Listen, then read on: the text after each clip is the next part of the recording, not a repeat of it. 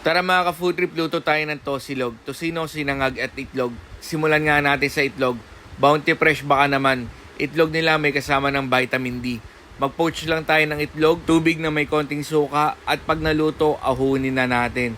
Sunod naman natin tong Bounty Fresh Pork Tosino. Dating gawin, pakulan muna natin yung tosino. Pero syempre, depende pa rin sa diskarte nyo. Pwede nyo na may prito ng diretso. Ewan ko, mas prepared ko sa yung pakulo muna bago iprito. Tapos ayan nga, pag mula-mula na, pwede na hunguin. Dito na rin tayo magsasangag mga ka-food trip. Lagay lang tayo ng ginahit na bawang. Yung lasa kasi ng pinagprituhan masasama doon sa kanin para mas masarap yung lasa. At syempre, kanya-kanyang trip pa rin yan at kanya-kanyang panlasa pa rin.